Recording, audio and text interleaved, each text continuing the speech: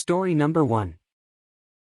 Elderly woman tries getting me arrested 3 times in a row. I work for a drink vendor in the USA. I go to stores and stock them with beverages from my company. I do not work for the actual store we're talking stocking for. This event happened a few months ago while I was stocking a rather small yet local grocery store with drinks. 70-year-old women, me which will be OP, and the manager are the players of this bizarre event. I'm working the shelves when I see a 70-ish women flagging me down. "OP, yes, can I help you with something?" "Old lady, I can't remember exactly what they asked for, but it wasn't a soda, so I had no clue and told her as such. When I said I didn't know where the item was, she huffed at me. Stop being lazy and find it if you don't know where it is. It's your job to know where everything is, you work here." Okay, my eyes went wide as I was currently listening to Reddit stories. I wished to the heavens it was IDontWorkHer, it was entitled Parents, but I realized it was happening. I collected myself and replied the famous line. "Ma'am, I don't work here, I work for." "Old lady," she cuts me off. "You do work here, you're stocking the shelves. Stop being lazy or I'm going to scream you tried to rape me and ruin your life." OP, at this moment I went into panic mode as I have listened to way too many stories to know that will ruin me, even if it's not true, and found out later. I then had a genius idea in that moment. I tapped my earpiece and said out loud, "Eric, you hear that? Did you get that? Old lady, who are you talking to?" "OP, my friend, we were recording a podcast when you threatened me. He got that on recording, so I advise you leave now while you can or it'll be your life that's ruined."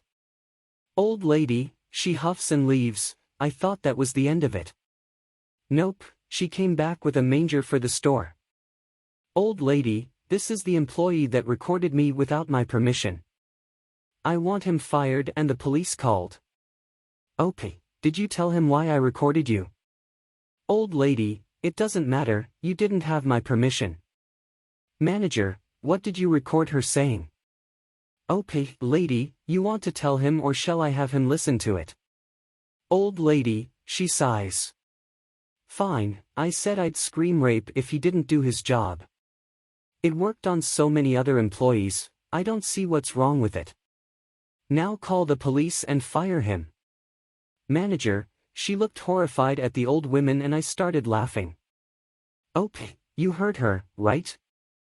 I said to the manager, who confirmed. Then I grinned and said, "Ma'am, I didn't record you. I was listening to podcasts." Old lady, she got red and without missing a beat looked at the manager and, "I'm not joking," said, "He tried to rape me, call the police." Okay, my mouth drops as the manager has no clue what to say. Luckily, I did. "Ma'am, you wouldn't know this, but I've been on hormones for the last 2 years. Ick how I could rape anyone, I haven't been able to get it up in like 2 years." Manager ends up laughing her ass off and the old women just left, never saw her again. The manager apologized and I was just laughing my ass off that worked.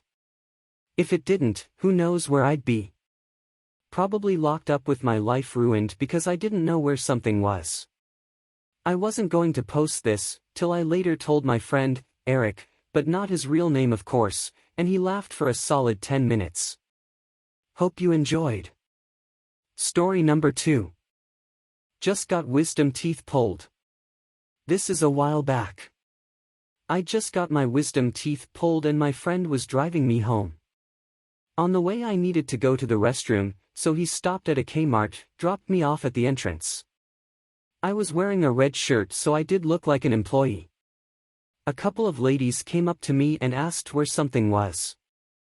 The issue was that during the car trip, my mouth had filled up with blood.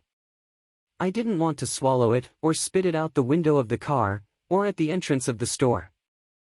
I figured I'd spit it out when I got to the bathroom.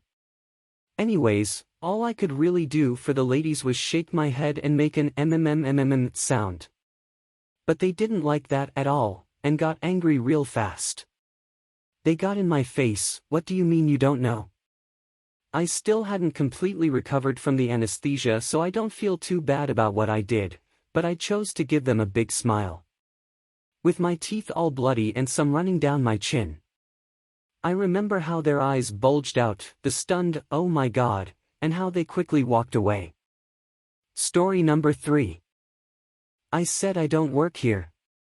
A few years ago, I was on my lunch break from my old job. I worked in a department store selling makeup, skin care, etc. We didn't really have a uniform per se, but just had to wear neat black clothing. We had a bright orange lanyard with my work's name emblazoned all over it to keep our store/locker's keys on. We also wore a name badge with the store's colors and name. I usually liked to take it off when I left the store. I didn't like so many random knowing my name. If I could help it. Anyway, for some reason I always get asked questions assuming I work there, when I go into other stores. It happens to me all the time, even in my casual clothes. Is it me? Does my face or demeanor shout overworked underpaid retail worker? I shudder to think. So anyway. I'm in the supermarket literally bending down checking out the tampons, pondering if I can withstand another day of retail hell without snapping and losing it. This older woman approaches me and just stands beside me. She doesn't move for a while, so I look up and smile at her, about to apologize, thinking maybe she needs some tampons too and I'm in the way, but no. She gives me this like, "Finally, I've been standing here for 45 minutes look I know all too well. Can you tell me where the baking soda is?" She practically growls. "I'm sorry, I don't work here," I say, still crouched on the ground like a gremlin.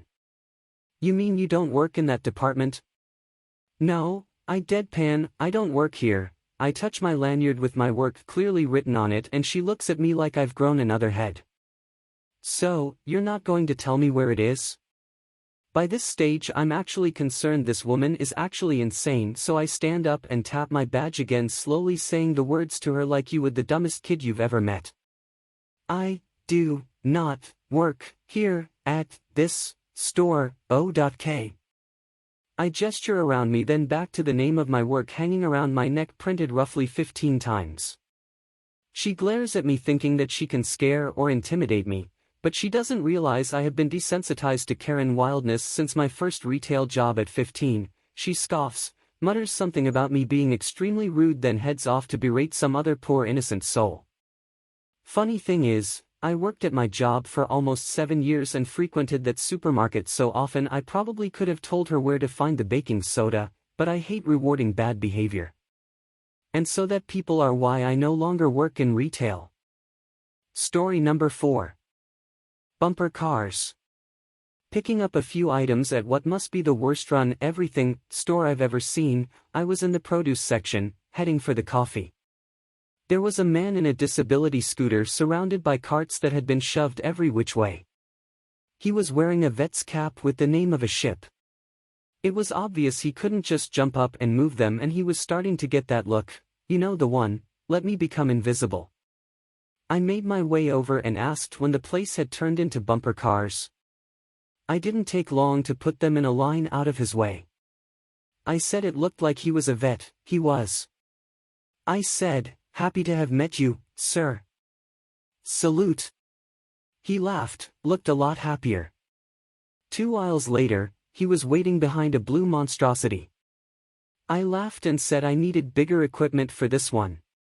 He said no worries, someone would be along in a minute, and they were. We met up once more at checkout, waving and smiling. No tips for being a cart handler, but his smile was priceless.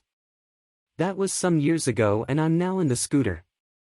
I can walk a bit but not far. I could move a cart if I have to. I have a better appreciation for his dilemma, and his smile stayed with me a long time. Story number 5. Almost sold a rabbit to someone while applying for a job.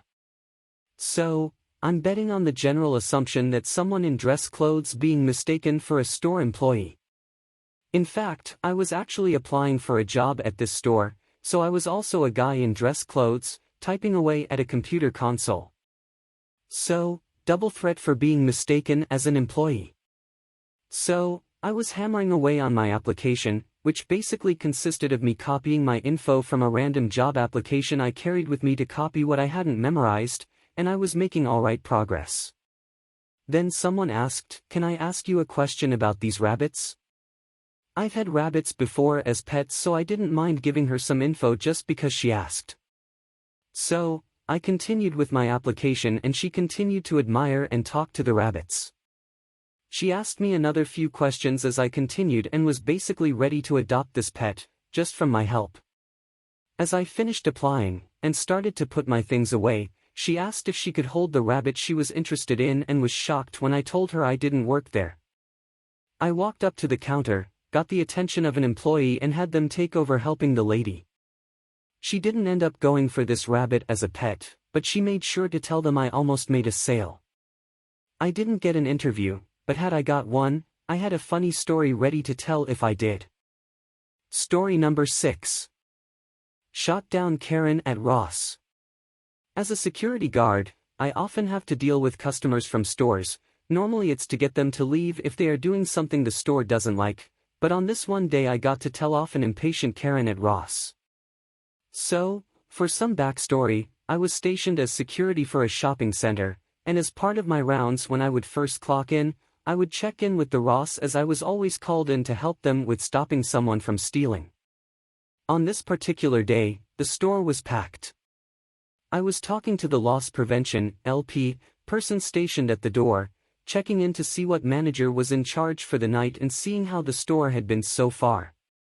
Out of the corner of my eye, I see two ladies standing at the jewelry counter waiting to be helped and glaring at us. LP informs me that he already called someone to help them, but they just hadn't gotten there yet as it was slammed and all hands were needed to ring customers out as the line was almost out the door, it was so long. As we are finishing up our talk, which was only maybe 3 minutes at most, I turn to walk out the door to finish my rounds when Karen suddenly yells towards me, "Excuse me.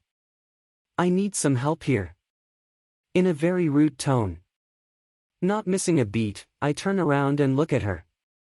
"Ma'am, he already called someone for you," points to LP. As you can see, they are swamped and the line is long. Maybe you should grow some patience and learn to wait your turn. I then walked out of the store with the biggest smile on my face and my inner customer service rep clapping at finally being able to tell a Karen off.